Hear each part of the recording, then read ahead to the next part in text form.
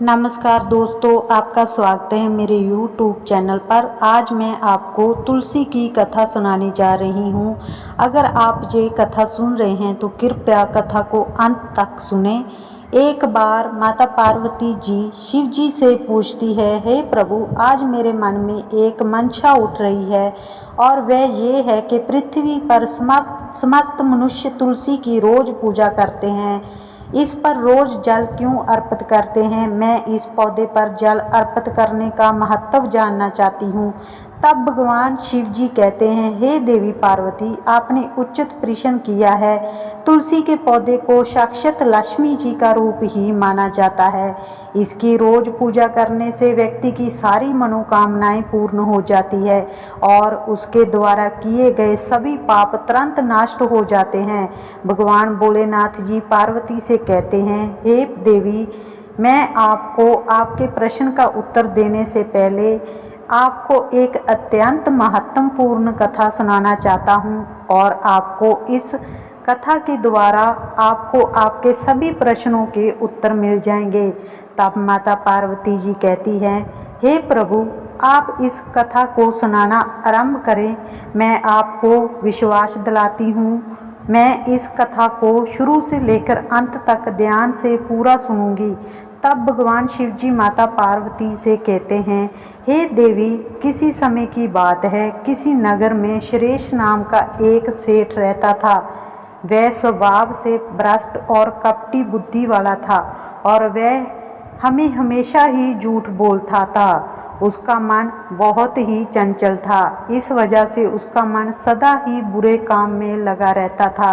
वह जुए और स्त्रियों के साथ विषा भोग करने में ज़्यादा रुचि रखता था। वह कभी भी किसी भी की मदद नहीं करता था और वह ईश्वर की पूजा पाठ आराधना भी नहीं करता था। उसका पूरा मन तो दूसरों के धन में लगा रहता था। वह दूसरों के धन को देखकर ईर्ष्या करता था। वह दिन में तो कमाता था लेकिन रात में वेश्या के साथ भोग विलास करता था। इस प्रकार से वह अत्यंत पापी सेठ अपना जीवन सिर्फ पाप करने में ही व्यतीत कर रहा था। उसने अपने मुख से कभी भी ईश्वर का नाम नहीं लिया था और ना ही उसने कभी भी ईश्वर की पूजा पाठ तक की थी। इस प्रकार से पाप करते हुए उसे कई वर्ष गुजर जाते हैं। फिर एक दिन वह एक नगर के पास पहुंचा। उस नगर के समीप से जमुना नदी प्राप्त होती थी। उस नदी में स्नान करने के लिए दूर दूर से लोग आते थे। उस नदी के किनारे एक कुटिया बनी हुई थी। वह सेठ उसी कुटिया के पास पहुंचा और उसने देखा कि उस कुटिया में सिर्फ एक बूढ़ी काकी रहती थी। वह भगवान विष्णु की स्तुति करने में मगन थी। फिर वह पखंडी सेठ उसी बूढ़ी काकी के पास रुक जाता है और उस बूढ़ी काकी के पास रुककर उसे भी श्री हरि विष्णु जी का नाम सुनने का पहली बार मौका मिल जाता है। शिव जी कहते हैं, देवी, वह सेठ उसी नगर में 2-3 महीने रुक जाता है और फिर वहाँ पर कुछ लोग आकर वहाँ की गायें और माताओं और उस बूढ़ी काकी को भोजन कराते हैं। तो वे सेठ उस बूढ़ी काकी के साथ भोजन करने लगता है। उसी कुटिया के समीप एक तुलसी का पौधा लगा हुआ था। वह अनजाने में उसी तुलसी के पौधे में गलती से जल डाल देता है। फिर उसके मन में विचार नहीं आता कि वह क्या कर रहा है। वह रोज सुबह उठकर हाथ में जल का पात्र लेकर तुलसी के पौधे में जल डाल देता था। फिर एक दिन वह उसी कुटिया में सोया हुआ था तो उस कुटिया के पास एक सांप आ जाता है और वह सांप उस सेठ को नींद में ही काट लेता है। तो उसकी मृत्यु नींद में ही हो जाती है। सुबह जब वह बूढ़ी काकी उस सेठ को बेहोशी की अवस्था में देखती है तो वह बूढ़ी काकी उस सेठ के मुख में तुलसी पत्थर का जल डाल देती है। फिर उस बूढ़ी काकी को पता चलता है कि उस सेठ की मृत्यु हो चुकी है। उस सेठ की मृत्यु के बाद उस स्थान पर यमराज के दूत जाते हैं और उस सेठ को घड़ीसते हुए यम लोग लेकर जाने लगते हैं। तभी अचानक ही रास्ते में वह सेठ बहुत ही तीव्र ध्वनि में कहने लगता है, हे जमदूत, आप मुझे इस सुंदर नगर से कहाँ लेकर जा रहे हो? क्या आप मुझे बताने का कष्ट करेंगे कि मेरी मृत्यु कैसे हुई है? तब धर्मराज जी के दूतों में से एक दूत उस सेठ से कहने लगता है, अरे पापी मनुष्य, तूने तो जन्म से लेकर मृत्यु तक बहुत सारे पाप किए हैं, इसलिए तेरे इन्हीं पापों के कारण ही तुझे एक सांप ने काट लेने की वजह से तेरी मृत्यु क्षण भर में ही हो गई। अब हम तुझे धर्मराज की क्षमा सभा जमलोक में लेकर जा रहे हैं। वहाँ पर तेरे पाप और पुण्य कर्म का लेखा जोखा चित्रगुप्त जी देखेंगे और तेरे कर्मों को देखकर ही नरक और स्वर्ग में भेजेंगे। लेकिन मुझे तो पूरा विश्वास है कि यमराज जी तुझे सीधा नरक में ही भेजेंगे। शिव जी कहते हैं, हे देवी पार्वती। फिर वे पापी सेठ बहुत जोर जोर से विलाप करने लगता है और यमराज के उस जमदूत से क्षमा प्रार्थना मांगने लगता है, परंतु यमराज के वह दूत उस सेठ पर जरा सी भी दया नहीं दिखाते और वह सेठ को घड़ीसते हुए मारते पीटते हुए यमलोक लेकर जाते हैं। जब यमदूत उस सेठ को लेकर यमराज के पास पहुंचते हैं तो धर्मराज जी के पास संसार के सभी मनुष्य और जीव जंतुओं का लेखा जोखा का ज्ञान रखने वाले चित्रगुप्त के पास पहुंचता है। वह उस सेठ के जन्म से लेकर मृत्यु तक के कर्म का लेखा जोखा निकालते हैं और धर्मराज जी से कहते हैं, हे महाराज, इस सेठ ने तो जन्म से लेकर मृत्यु तक कभी भी पुण्य नहीं किया है। इसने तो सदैव ही पाप किया है। ये तो साक्षात पाप की मूर्ति है। मैं तो कहता हूँ कि इसे अभी नरक में डाल दिया जाए।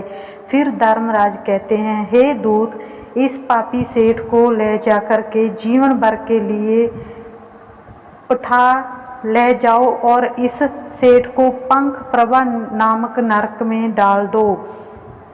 धर्मराज के आदेश का पालन करते हुए वह यम के दूत हंसते हुए उस पापी सेठ को ले जाकर पंख प्रभा नामक नरक में डाल देते हैं और वहां पर उस सेठ को नरक के दूत लाठी डंडों से पीटने लगते हैं, जिससे उस सेठ की कमर टूट जाती है और फिर उस सेठ को खोलते हुए तेल में डाल दिया जाता है। लेकिन जैसे ही उस सेठ को खोलते हुए तेल के घड़े में डाला गया, वैसे ही वह तेल तुरंत ही ठंडा हो गया। ऐसी विचित्र घटना को देखकर उस दूत को बहुत ही आश्चर्य हुआ। ऐसा उसके साथ पहले कभी नहीं हुआ था। उसने पता नहीं कितने पापियों को उस तेल के घड़े में डाला था।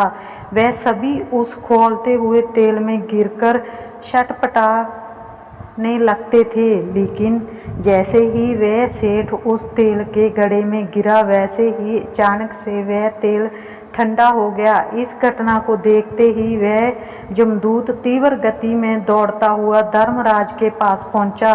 तब धर्मराज ने उस दूत से पूछा, हे दूत, क्या बात है? तुम मेरे पास इतनी तीव्र गति से दौड़ते हुए क्यों आ रहे हो? शिव जी कहते हैं, हे देवी। फिर वह दूत धर्मराज से कहने लगता है, हे धर्मराज, आपने जिस सेठ को पंख प्रभा नरक में डालने के लिए कहा था, हमने जैसे ही उस सेठ को खोलते हुए तेल के घड़े में डाला, वैसे ही उस अग्नि कुंड की अग्नि बुझ गई और वह खोलता हुआ तेल भी ठंडा हो गया। ये सब सुनने के बाद धर्मराज उस दूत से कहते हैं, हे दूत, ये तो बहुत ही विचित्र घटना है। ये कैसे हो सकता है? ऐसा तो पहले कभी भी किसी के साथ नहीं हुआ। उनके मन में कई सारे प्रश्न उठ रहे थे और वह इन सभी प्रश्नों का उत्तर जानना चाहते थे। तभी अचानक ही उस स्थान पर भगवान श्री कृष्ण पधारे तो वह भगवान श्री कृष्ण को देखकर अत्यंत प्रसन्न हो जाते हैं और इन्हें प्रणाम करते हैं। उनका अभिनंदन करते हैं। फिर धर्मराज श्री कृष्ण से कहते हैं, हे प्रभु, आपने मुझे बहुत ही उचित समय पर दर्शन दिए हैं।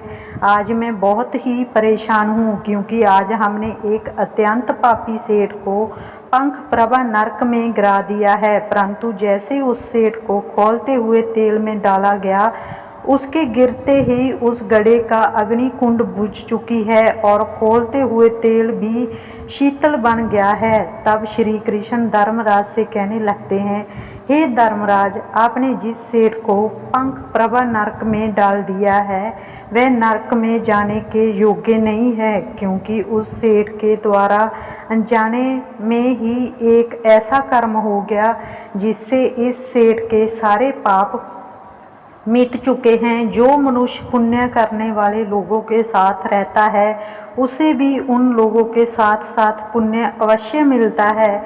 और ये सेठ तो 1 महीने तक भगवान विष्णु के भक्तों के साथ रहा था। इस सेठ ने कुटिया में रहते हुए रोज तुलसी को जल अर्पित किया है। इस वजह से ये सेठ बहुत बड़ा ही पुण्यवान बन गया है और इस तरह से इसके समस्त पाप नष्ट हो चुके हैं। ये सेठ अब स्वर्ग लोक जाने का अधिकारी बन गया है। इस सेठ ने ना जाने अनजाने में ही इतना पुण्य कमा लिया है, जो कोई भी मनुष्य जन्मांतर तक प्राप्त नहीं कर पाता। इसलिए आप इस सेठ में ना पकाओ। इस सेठ के पापों को देखते हुए आप इसे दंड में नरक लोक का दर्शन कराओ। भगवान श्री कृष्ण की बात सुनकर धर्मराज अत्यंत प्रसन्न हो जाते हैं और उस सेठ को उस नरक से निकाल कर ले जाते हैं और उन दूतों से कहने लगते हैं, हे दूत, इस सेठ महात्मा को लाकर जमलोक के संपूर्ण नरक को दर्शन कराओ। फिर वह दूत उस सेठ को ले जाकर यमलोक के संपूर्ण नरक का दर्शन कराने लगते हैं। इस तरह से वह दूत उस सेठ को यमलोक के संपूर्ण नरक का दर्शन कराते हैं और फिर उस सेठ को यमलोक में ले जाते हैं और फिर वह सेठ धर्मराज का दूत बन जाता है और वह भी दूसरे दूतों की तरह ही पृथ्वी पर जीव जंतुओं के प्राण हरने लगता है। शिव जी कहते हैं, हे देवी, अब तो आपको पता चल ही गया होगा कि तुलसी के पौधे में रोज जल अर्पित करने से, पूजा पाठ करने से कितने गुना लाभ मिलता है और इस पर रोज जल अर्पित करने से व्यक्ति के सारे पाप मिट जाते हैं और उस व्यक्ति को सीधा स्वर्ग में भेजा जाता है। तब माता पार्वती जी कहती है, हे प्रभु, आपने मुझे बहुत ही महत्वपूर्ण ज्ञान दिया है। तो दोस्तों, ये थी तुलसी की कथा। आपको ये कथा कैसी लगी, आप कमेंट बॉक्स में ज़रूर बताना। अगर आप मेरे चैनल पर नए हो तो चैनल को ज़्यादा से ज़्यादा सब्सक्राइब करना, वीडियो को लाइक करना, शेयर करना। आज की वीडियो में बस इतना ही। मिलते हैं अगली वीडियो में। हर हर महादेव।